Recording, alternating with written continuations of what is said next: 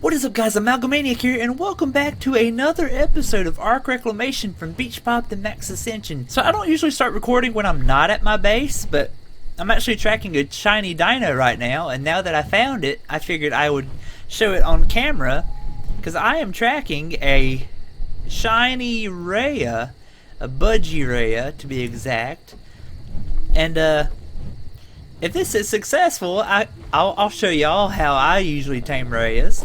So, I have a parachute and gland grenades ready, as well as a crossbow with a grappling hook. And again, if you want to know anything about this server and how to join, look in the description down below. Let's not waste any time and get to it. Whoop. Let's see. If I can just get a grapple on here. I suck with a grappling hook, so it might take me 11d7 tries, but... Oh, got it. There we go. Now this is a beautiful Rhea right here. Okay, as y'all have already seen, my aim sucks, but it seems like that grappling hook's not going to pull me in any faster, so let's try to throw a gland grenade over here. Did I get it? Nope. I think I got it that time. There we go. And if you're close enough, you can just hold the gland grenade and it'll go off in your hand. So just repeat this process until it can get on the ground like it is now. There we go. Okay, now if you're going to have a shoulder mount with you, make sure it's one that cannot get knocked out, because the gland grenades will knock it out. Ow. See, now if I didn't have my Lutracampus on passive, then that Rhea would have started attacking me after my Lutracampus bit it. Okay, now once your Rhea is on the ground, I'm currently using the Echo Forts and Keeps mod, and there's a tent here that is just so happens to be the size of a Rhea. So if you time it just right, you can trap one in here, and it can't get out. Now my only concern right now is bumping into a Vasta,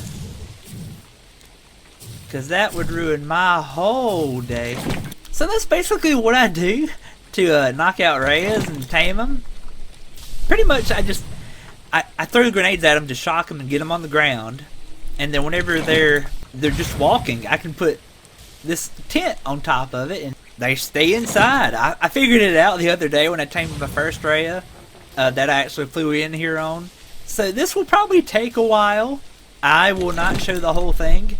So I will cut back either when I tame this Rhea, or if something ruins my plans and something eventful happens. So y'all just stay tuned. Also, another thing I forgot to mention is that I fixed the Feastly Rhea and the kibble issue that I was having because of Feastly Rhea.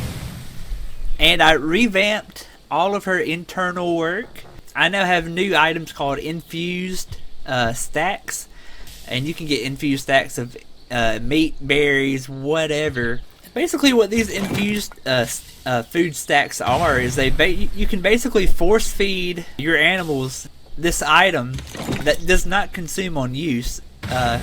You can use it until its duration runs out. These infused meat stacks actually give affinity on use as well.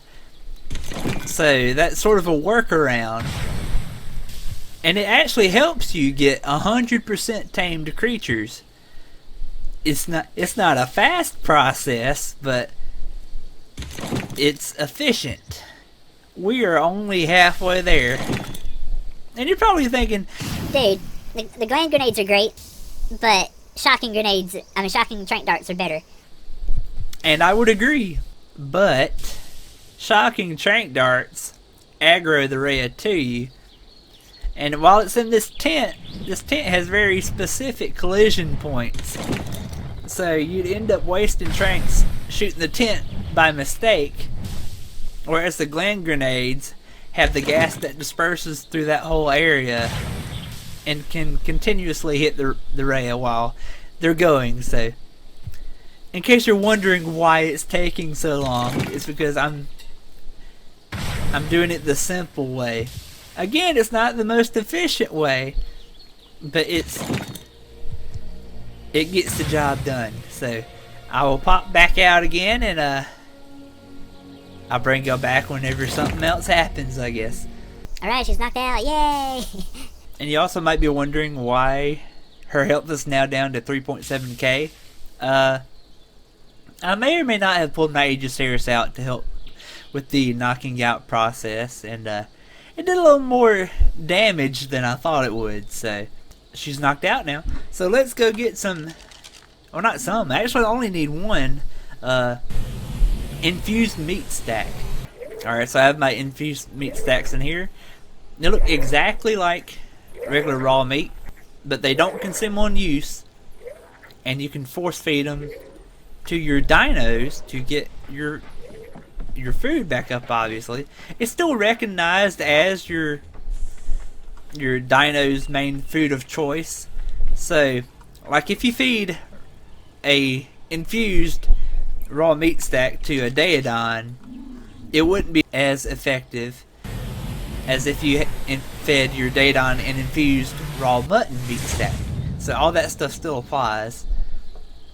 And this stupid Pego tried sabotaging me and stole my soul gun.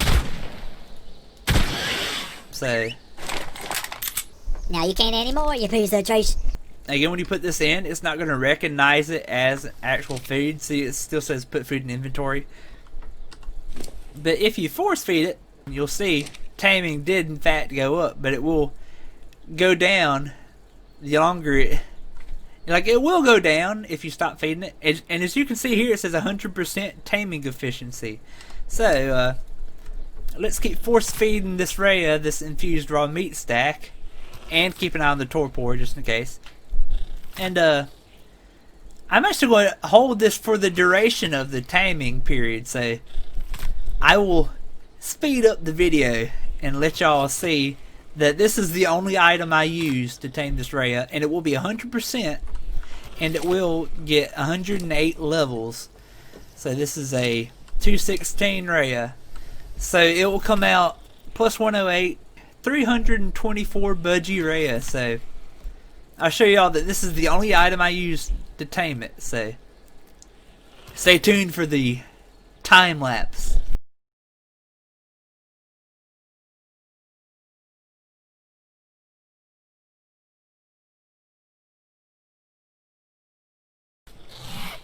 Oh, there we go.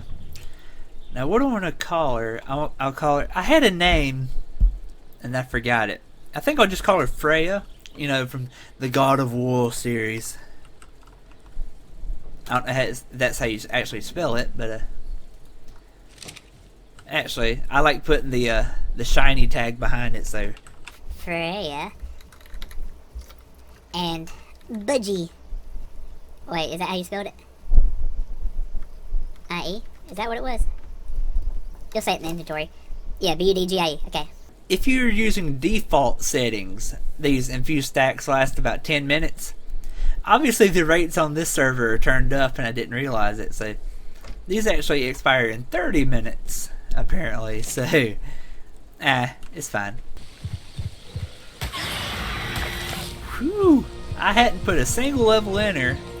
674 damage. Let's go. Nice. So y'all remember how Vasta Tyrannus were supposed to be level 1 by default? And I was surprised when the shiny dinos gave me a level 168 Blazing Winged Vasta Tyrannus to knock out. Well, I took away the level 1 cap. And now, there's another 168 Blazing Wing Vasta Tyrannus. It's not shiny, but that's the exact level that mine started out as. So, this one's definitely going to be beefy, but I will not get near it, because I like my new Rhea. So. And I won't lie, I had other stuff planned for this episode, but I've already been recording for an hour. And I probably shouldn't have, but it's all just been this Rhea footage. So, it would probably be a short clip whenever I've edited out all that stuff where I'm not doing anything. So let's just go ahead and go back to base and let me show y'all what we're working with now. I've made a little more progress on my boss artifact room. Actually, let me put you up here on the grounds where Reinhardt usually is. My Aegisaurus. And again, we have Brutus over here, my shiny blazing winged Vasted Tyrannus. We have Captain Morgan and Milkman just chilling outside. Got Lookout protecting the base. And we have more Rheas. And our Feastly Rhea, where we get the infused meat stacks from. So I'm working on getting one Rhea from every map so far. I think the only one I have left is the Lunar Rhea. So I'm going to have to soul trap all these back up and put them in soul terminals so I can get more Rhea eggs. So I can get the Lunar Rhea. So I can have one of each. And I've also been going to Carno Island, killing more forgotten dinos, getting forgotten eggs and essences, putting them through Rhea, and now getting baby forgotten dinos that I will be using for the boss fight. Not the babies, obviously. They will be grown up, obviously. And I will say, I think my first boss battle will be tomorrow, and today's Tuesday. So anybody who's watching this and on the server, I think I will be doing my first boss battles tomorrow. I might do the Gamma ones by myself though. So I forgot. But yeah, I might be doing the Gamma ones by myself though. But beta, it depends, but alpha I will definitely need help doing those. So y'all stay tuned and I will try to put out like a server message whenever I'm ready. And here are the artifacts I have so far. I only need 3 more, I think. I think I have 1 pedestal for every artifact on the island. And I pretty much have them all except for 3. I know one of them is the other water cave. I think it's on the one on the left side, I think. And the other 2, I'm trying to remember what they are. I think one of them is like it might be the hunter. I think there's some kind of entrance.